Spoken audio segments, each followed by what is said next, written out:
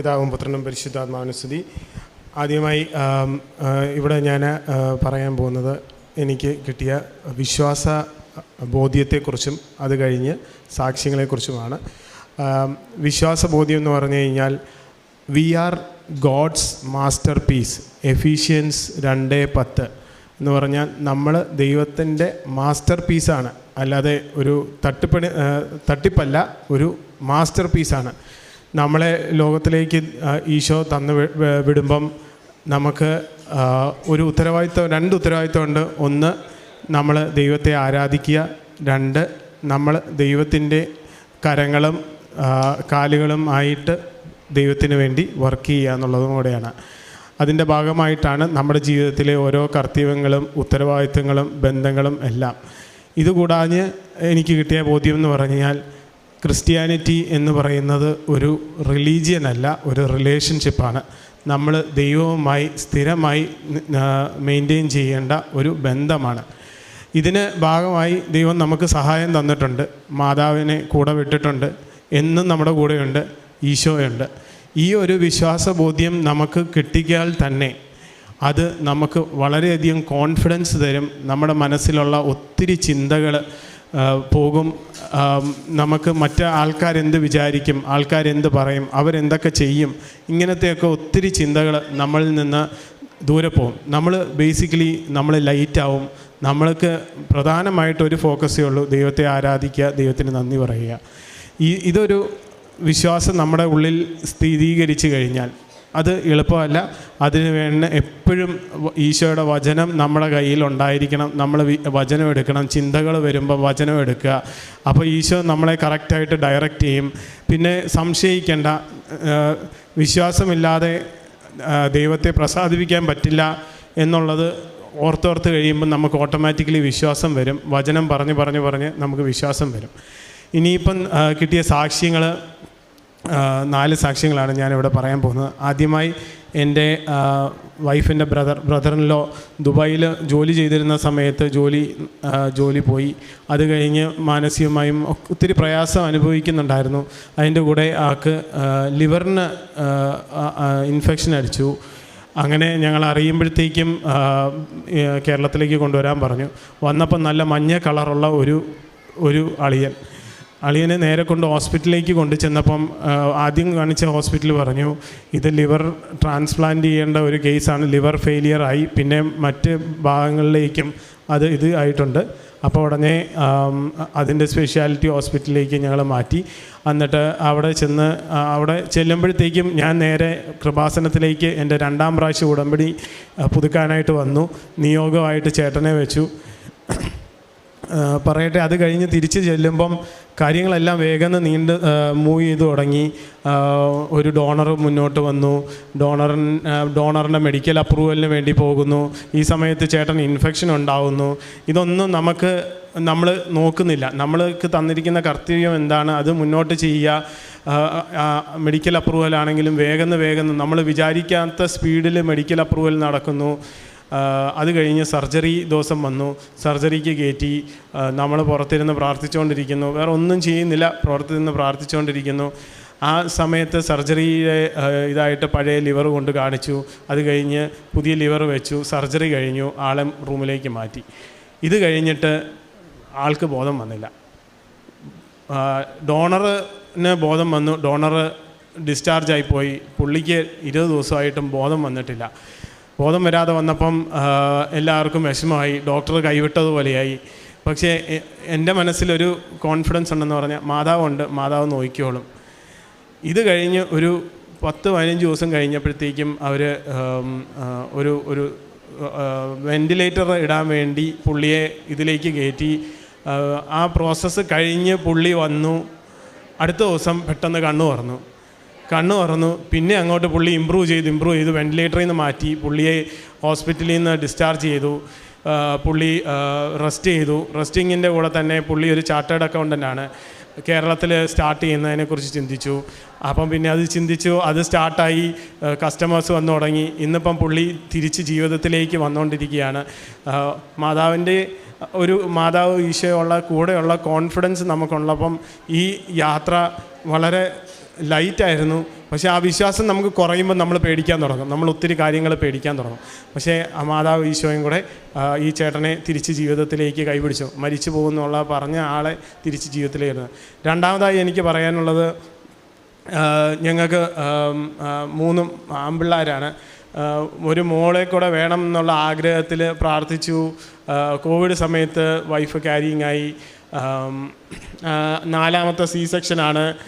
Carrying ആയി. ആദ്യത്തെ 2 scan മിസ്സായി. 5ാം മാസം ചെന്ന് സ്കാൻ ചെയ്തപ്പം പറഞ്ഞു കൊച്ചിന് എന്തോ വൈകല്യമുണ്ട്, ഹാർട്ടിന് എന്തോ പ്രശ്നമുണ്ടെന്ന് പറഞ്ഞു. അത് കേട്ടപ്പോൾ ബാംഗ്ലൂരിൽ നിന്ന് ഞങ്ങൾ കേരളത്തിലേക്ക് വന്നു. ഇതേപോലെ തന്നെ വരുന്ന വഴി തന്നെ ഓൺലൈൻ ഉടമ്പടിയുടെ ടൈമായിരുന്നു. അച്ഛൻ വീഡിയോ കോളിൽ കൂടെ എല്ലാവർക്കും വേണ്ടി പ്രേ ചെയ്യുന്നുണ്ടായിരുന്നു. ആ സമയത്ത് ഞങ്ങൾ വല്ലാർപാടം മാതാവിൻ്റെ അടുത്തുനിന്ന് തിരിച്ചു വരുമ്പം അവിടെ നിന്ന് പ്രാർത്ഥിച്ചു. അച്ഛൻ പ്രാർത്ഥിച്ചു. അത് കഴിഞ്ഞ് ഞങ്ങൾ മുന്നോട്ട് പോകുന്നു. ഇതിൽ 2 കാര്യം, അമ്മ കൊച്ച് 2 പേരുടെയും കാര്യത്തിൽ ടെൻഷനുണ്ട്. അവരെ കൊണ്ട് ആദ്യം കാണിച്ച ഡോക്ടർമാരൊക്കെ പറഞ്ഞു ഇതിനെ എങ്ങനെയെങ്കിലും അബോർട്ട് ചെയ്യുക, സർജറി ചെയ്ത് പെട്ടെന്ന് എടുക്കാം, ആ കൊച്ചിന് വല്ല മെഡിസിൻ കൊടുത്ത് അമ്മേരെ ടേക്ക് കെയർ ചെയ്യാം. പക്ഷേ നമുക്കതിനൊരു ഇതില്ലായിരുന്നു. അപ്പം ഒരു തോന്നിച്ചില്ല നമുക്ക് ആ കൊച്ചിനെ കളയണം എന്നുള്ളത്. മാതാവിൻ്റെ അടുത്ത് വന്ന് ഇവിടെ സാക്ഷ്യം വെച്ചപ്പം പറഞ്ഞു അമ്മ കൊച്ചിനെ നമുക്ക് വേണം എന്നുള്ളത് പ്രാർത്ഥിച്ച് വെച്ചു. അത് കഴിഞ്ഞ് തിരിച്ചു പോയി കുഴിക്കാട്ടുശ്ശേരിയിൽ മറിയം ത്രേസ്യ ഹോസ്പിറ്റലിൽ കൊച്ചിനെ പുറത്തെടുത്തു. മരിച്ചു പോകുമെന്ന് പറഞ്ഞ കൊച്ച് ശ്വാസം വലിച്ചു, കരഞ്ഞു. ആ കൊച്ചിനെ പെട്ടെന്ന് ICUയിലേക്ക് മാറ്റി. അത് കഴിഞ്ഞ് കൊച്ചിനെയും കൊണ്ട് ഞാൻ ലിസിയിലേക്ക് പോയി. കൊച്ചിനെ ഒരു 3 മാസത്തോളം കൊച്ച് ICUയിലായിരുന്നു. അപ്പോഴൊക്കെ ഞാനിവിടെ വന്ന് പ്രാർത്ഥിക്കുമ്പോൾ എനിക്ക് ഉടമ്പടി എടുക്കാനായിട്ട് ടോക്കൺ നമ്പർ 1 കിട്ടി. അത് ബേസിക്കലി ഇവിടെ എല്ലാം അടച്ചു കിടന്നിട്ട് തുറന്നു വരുന്ന ആദ്യത്തെ ഉടമ്പടി ഇതായിരുന്നു. അപ്പോൾ മാതാവിൻ്റെ അടുത്ത് വന്ന് പ്രാർത്ഥിച്ചു. കൊച്ചിൻ്റെ ഫോട്ടോ അച്ഛനെ കാണിച്ചു. അച്ഛൻ പ്രാർത്ഥിച്ചു. അത് കഴിഞ്ഞ് ഒരു 3 മാസം കഴിഞ്ഞപ്പോൾ സർജറി കഴിഞ്ഞു. അത് കഴിഞ്ഞ് കൊച്ചിനെ വീട്ടിലോട്ട് കൊണ്ടുപോകാനായിട്ട് പറ്റി. ഇതൊന്നും സാധിക്കില്ലായിരുന്നു. ആ കൊച്ച് ഞങ്ങളുടെ കൂടെ ഒരു ഫാമിലി മെമ്പറിനെ പോലെ 3 ചേട്ടന്മാരുടെ കൂടെയും ഫാമിലിയായിട്ട് ഞങ്ങളുടെ കൂടെ ഉണ്ടായിരുന്നു. ഒരു 1.5 മാസം കൂടെ ഉണ്ടായിരുന്നു. അത് കഴിഞ്ഞ് ഒരു ദിവസം കുരിശ് വരയ്ക്കാൻ നേരത്ത് അവൾ നെഞ്ചത്ത് കിടന്ന് അവൾ ശ്വാസം വലിച്ചു. അപ്പം ആ വന്ന യാത്ര കൊച്ചിൻ്റെ കംപ്ലീറ്റ് ചെയ്ത് കൊച്ച് തിരിച്ച് ഈശോയുടെ അടുത്തേക്ക് പോയി. അതിലൊരിത്തിരി വിഷമം ഉണ്ടായിരുന്നു. പക്ഷേ ഈശോ മാതാവുണ്ട്, മുന്നോട്ടും നമ്മുടെ കൂടെ ഉണ്ട്. എന്താണ് ഇതിനെക്കുറിച്ച് മീനിങ് നോക്കാൻ പോയില്ല, എല്ലാം കർത്താവിന് സമർപ്പിച്ച് മുന്നോട്ട് പോയി. ഇത് നടന്നത് 2021 ജൂണിലാണെങ്കിൽ 2022 അവസാനമായപ്പോഴത്തേക്കും വൈഫ് പിന്നെയും ക്യാരിയിങ് ആയി. 2023 നവംബർ 1-ാം തീയതി ഞങ്ങൾക്കൊരു മോനെ കിട്ടി. അപ്പം അവളുടെ ആ ഒത്തിരി വിഷമങ്ങളൊക്കെ മാതാവ് മാറ്റി ഒരു മകനെ തന്നു. ഇപ്പം അവർ സമാധാനമായിട്ടിരിക്കുന്നു. 3ാമത്തെ സാക്ഷ്യം, ആദ്യമായിട്ട് ഇവിടെ വന്ന് ഉടമ്പടി എടുത്തപ്പം ഈ 2 BHKയിൽ താമസിച്ചിരുന്ന ഞങ്ങൾക്ക് ഇച്ചിരി കൂടെ സ്പേസ് വേണം, പിള്ളേർക്ക് കളിക്കാൻ ഒട്ടും സ്ഥലമില്ല. അതൊരു നിയോഗമായിട്ട് വെച്ചിരുന്നു. ഒരു ഭവനം വേണം, ആ ഭവനം വേണം എന്ന് എഴുതിയതിന് ശേഷം സമർപ്പിക്കുന്നതിന് മുമ്പേ ഞാൻ ചെറുതായിട്ട് ബ്രാക്കറ്റിൽ ഒരു 5 മുറിയെന്ന് എഴുതി 5 BHK എന്ന് എഴുതിയായിരുന്നു. അത് കഴിഞ്ഞ് ഇവിടെ ഇത് കൊടുത്തു. അത് കഴിഞ്ഞ് ഞങ്ങൾ നവംബർ 22 ആയപ്പോഴത്തേക്കും ഞങ്ങളിങ്ങനെ ഒരു വീട് കാണാൻ പോയപ്പോൾ പെട്ടെന്നൊരു വീട് കാണുകയും കാണുന്നതിന് ഇഷ്ടപ്പെട്ട് ടോക്കൺ കൊടുത്തു. അത് കഴിഞ്ഞ് ആ വീട് ഏകദേശം എല്ലാം കഴിഞ്ഞിരിക്കുന്ന വീടാണ്. അത് കഴിഞ്ഞ് വേഗം കാര്യങ്ങൾ നടന്നു. 1 മാസം കൊണ്ട് രജിസ്ട്രേഷനും കഴിഞ്ഞു. വീട്ടിലേക്ക് കയറി താമസിച്ചു. അത് കഴിയുമ്പോഴാണ് നമ്മുടെ ചേട്ടൻ്റെ ഇത് വന്ന് ഞങ്ങൾ നാട്ടിലോട്ട് വരുന്നതും ഞാൻ ഉടമ്പടി പുതുക്കാൻ വരുന്നതും. ആ സമയത്ത് ഇവിടെ ഇരുന്ന് ഞാൻ നോക്കിയപ്പം കഴിഞ്ഞ പ്രാവശ്യം ഞാൻ വെച്ച ഉടമ്പടി നിയോഗങ്ങൾ എന്താണെന്ന് നോക്കിയപ്പം 5 BHK എന്നൊരു ചെറുതായിട്ട് എഴുതിയിട്ടിരിക്കുന്നത്. അപ്പം ഞാൻ എണ്ണി നോക്കിയപ്പോൾ ശരിക്കും പറഞ്ഞാൽ 5 മുറിയും ഒരു പ്രാർത്ഥന മുറിയും വെച്ചാണ് ആ വീട് തന്നത്. അത് ഒരു ഇൻഡിപെൻഡൻറ്റ് വീട്, ഒരു 3.5 ഏക്കറിൽ ഒറ്റയ്ക്കൊരു വീടേ ഉള്ളൂ. കളിക്കാൻ നിറച്ച സ്ഥലം, പക്ഷികൾ, മൃഗങ്ങളെല്ലാം ബാംഗ്ലൂരിൻ്റെ സിറ്റിയിൽ. അപ്പോൾ ഇതെല്ലാം തന്ന് മാതാവ് ഒത്തിരി അനുഗ്രഹിച്ചു. ഇത് കഴിഞ്ഞിരിക്കുമ്പോഴാണ് ജോലിയിൽ ഒരു മനുഷ്യന്, ഒരു സീനിയറായിട്ടുള്ള ആൾക്ക് എന്നോട് എന്തോ ഒരു വിഷമം. ആ വിഷമം പുള്ളി അത് ഇച്ചിരി പേഴ്സണലായിട്ട് ഹാൻഡിൽ ചെയ്ത് മറ്റ് ഹെഡ്മാരെയൊക്കെ കൂട്ടി എന്നെ കമ്പനിയിൽ നിന്ന് പുറത്താക്കാൻ വേണ്ടിയുള്ള സ്റ്റെപ്സ് എടുത്തു. ജൂൺ മാസം 23-ന് ഇത് എന്നെ അടുത്ത് പറയുന്നു. എൻ്റെ മോള് പോയിട്ട് 1 വർഷം തികയുന്ന അന്ന് തന്നെയാണ് ഇത് പറയുന്നത്. അത് പറയുന്നതിന് മുന്നേ എനിക്കൊരു ഹിൻഡ് കിട്ടിയപ്പോൾ ഞാൻ മാതാവിനെ സമർപ്പിച്ചു. അപ്പം വചനം കിട്ടി. അവിടെ നിന്നെ വിചാരിക്കുമ്പോൾ എന്ത് പറയണം ഉള്ളത് നീ അറിയേണ്ട, അവിടെ ചെല്ലുമ്പോൾ പരിശുദ്ധാത്മാവ് നിനക്ക് പറഞ്ഞു തരും. അത് ആ സമയത്ത് വളരെ പുഞ്ചിരിയോടെ ഞാൻ ആ മീറ്റിങ്ങിന് പോയി. അവർ പറഞ്ഞു നിന്നെ പുറത്താക്കാനുള്ള പ്രോസസ്സ് ഞങ്ങൾ സ്റ്റാർട്ട് ചെയ്യാണ്, ഇമ്പ്രൂവ്മെൻറ്റ് എന്ന് പറഞ്ഞു, PIP ഇമ്പ്രൂവ്മെൻ്റ് എന്നാണ് പറയുന്നത്. അപ്പം അതിനു വേണ്ടി ഇട്ടിട്ടുണ്ട്. പക്ഷേ ആദ്യമായി ഒരു PIP എന്ന് പറഞ്ഞാൽ ആദ്യം ഒരു 3 മാസം തരും. അത് കഴിഞ്ഞ് പിന്നെ അവർ ഇവാലുവേറ്റ് ചെയ്തിട്ട് അടുത്ത PIPയിലേക്ക് ഇടും, നല്ലതായില്ലെങ്കിൽ. അപ്പം ഈ ഒരു കമ്പനിയിൽ 8.5 വർഷമായിട്ട് വർക്ക് ചെയ്യുന്ന എനിക്ക് ആ കമ്പനിയിൽ ഇൻ ആൻഡ് ഔട്ടും ഇത്രയും നല്ലോണം കോൺട്രിബ്യൂട്ട് ചെയ്യുന്ന ഒരു എംപ്ലോയി ആണെന്നുള്ള ഒരു ബോധ്യം ഉണ്ടായിരുന്നു. പക്ഷേ അതെന്നെ അഹങ്കരിപ്പിച്ചിട്ടില്ല. പക്ഷേ ആ ബോധ്യത്തിൽ ഇരിക്കെ തന്നെ ഇങ്ങനെ ഒരു ഇതിൽ കൂടെ പോകുമ്പം എനിക്ക് ഉറപ്പായി ഇതിൽ മാതാവിന് ഈശോയുണ്ട്. അപ്പോൾ വചനം എടുക്കുമ്പം പറയും, നിങ്ങളല്ല, ദൈവമാണ് നിങ്ങളെ ഇങ്ങോട്ട് അയച്ചത്. ഇത് ജോസഫ് സഹോദരങ്ങളുടെ അടുത്ത്, ഉപേക്ഷിച്ച സഹോദരങ്ങളുടെ അടുത്ത് പറയുന്ന വചനമാണ്. ഈ വചനം ഇങ്ങനെ ഇടയ്ക്കിടയ്ക്ക് വരും.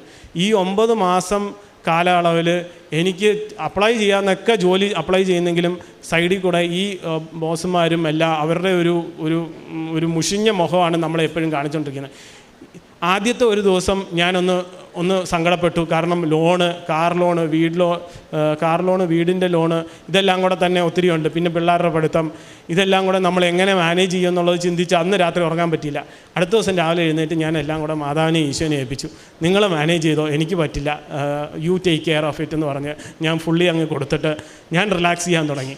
പിന്നെ അത് കഴിഞ്ഞ് സംഭവിക്കുന്നു പറഞ്ഞാൽ ഈ നമ്മളോട് ഇതെല്ലാം ചെയ്യുന്നവരോട് നമുക്ക് സ്നേഹം അങ്ങോട്ട് കൂടുന്ന പോലെ തോന്നി. അവരെ കാണുമ്പോൾ ചിരിക്കുന്നു, അവരെ വിഷ് ചെയ്യുന്നു, അവരുടെ ആ ചിന്തയെ നമ്മൾ മാറ്റി നിർത്തിയിട്ട് അവരോട് സ്നേഹം കാണിക്കാൻ തുടങ്ങി.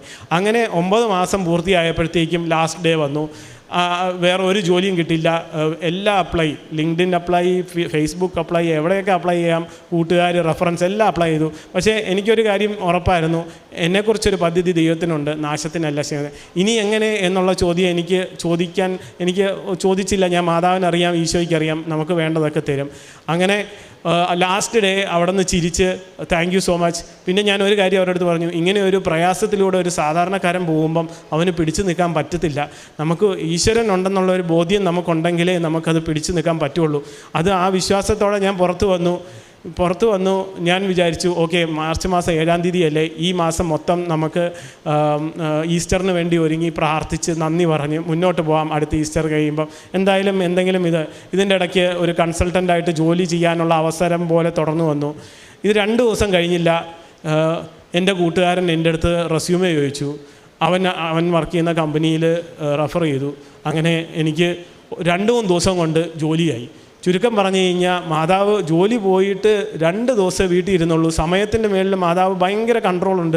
മാതാവ് ഈശോയുടെ അടുത്ത് പറഞ്ഞ് ജോലിയായി. ഇന്നലെ ഞാൻ അവിടെ നിന്ന് മിനിഞ്ഞാന്ന് പുറപ്പെടുന്നതിന് മുമ്പേ എനിക്കൊരു സർട്ടിഫിക്കേഷൻ ക്ലിയർ ആകുന്നുണ്ടായിരുന്നു. ആ പുതിയ കമ്പനിയിൽ ചെന്ന് സർട്ടിഫിക്കേഷൻ ക്ലിയർ ചെയ്യാനായിട്ട് അതൊരു മാൻഡേറ്ററി ആയിരുന്നു. അല്ലെങ്കിൽ ജോലിക്ക് അത് പിന്നെയും പ്രശ്നം വരും. അത് ഞാൻ മാതാവിനെ മുന്നോട്ട് വെച്ചിട്ട് സർട്ടിഫിക്കേഷന് പഠിച്ചു. സർട്ടിഫിക്കേഷൻ്റെ പരീക്ഷ എഴുതിയപ്പം മാതാവിൻ്റെ ലോക്കറ്റ് ലാപ്ടോപ്പിൽ വെച്ചു. അത് കഴിഞ്ഞ് പരീക്ഷ പാസ്സായി. മിനിഞ്ഞാന്ന് രാത്രി പാസ്സായി. അടുത്ത ദിവസം രാവിലെ എഴുന്നേറ്റ് ഇങ്ങോട്ട് പോകുന്നു.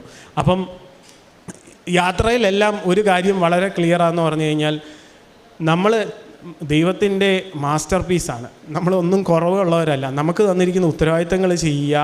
അതും എങ്ങനെ ചെയ്യണം എന്നുള്ളത് 2 രീതിയിൽ നമുക്കറിയാം. ഒന്ന് ബൈബിളിൽ പറഞ്ഞിട്ടുണ്ട്, ബൈബിൾ വചനങ്ങളിൽ പറഞ്ഞിട്ടുണ്ട്, അത് നമ്മളെ ഓർപ്പിക്കും. പിന്നെ മാതാവിൻ്റെ കോച്ചിങ് സെൻ്ററായ ഈ കൃപാസനത്തിലൂടെ നമുക്ക് നഷ്ടപ്പെട്ടു പോയ ജീവിതത്തിലെ ഭാഗമൊക്കെ വിട്ടിട്ട് മാതാവിൻ്റെ അടുത്ത് വരിക, മാതാവ് നമ്മളെ എങ്ങനെയാണ് മുന്നോട്ട് പോകേണ്ടതെന്നുള്ള കൃപാസനത്തിൻ്റെ ആ ലൈഫ് സ്റ്റൈൽ ഓഫ് ക്രിസ്ത്യൻ അത് നമ്മളെ പഠിപ്പിച്ചു തരും. അങ്ങനെ കണ്ടിന്യൂ ചെയ്തുകൊണ്ടിരിക്കുന്ന ജീവിതം. എപ്പോൾ ആർക്കെങ്കിലും വിഷമം കേൾക്കുമ്പോൾ അവരെ പോയി വിസിറ്റ് ചെയ്യാനും അവർക്ക് വേണ്ടി പ്രാർത്ഥിക്കാനും കൃപാസനത്തിൻ്റെ പത്രം കൊടുക്കാനും ശ്രമിക്കുന്നുണ്ട്. അങ്ങനെ പ്രാർത്ഥനകളെല്ലാം മാതാവിന് സമർപ്പിച്ചു. നിയോഗങ്ങൾ, ആഗ്രഹങ്ങളെല്ലാം മാതാവിനെ സമർപ്പിച്ച്, ഈശോയെ സമർപ്പിച്ച് മുന്നോട്ട് പോവുക. മുന്നേ വരുന്ന ചലഞ്ചസ് വരുമ്പോൾ ഇത്രയും ഓർത്താൽ മതി, മാതാവ് കൂടെയുണ്ട്, ഈശോ കൂടെയുണ്ട്. ഇതിലൂടെയും നമ്മളെ നടത്തും. അത് കാരണം സമാധാനമായിട്ടിരിക്കുക, ശാന്തമായിട്ടിരിക്കുക. ആ ഒരു വിശ്വാസത്തോടെ ജീവിതം മുന്നോട്ട് പോകാൻ ശ്രമിച്ചുകൊണ്ടിരിക്കുന്നു. നന്ദി.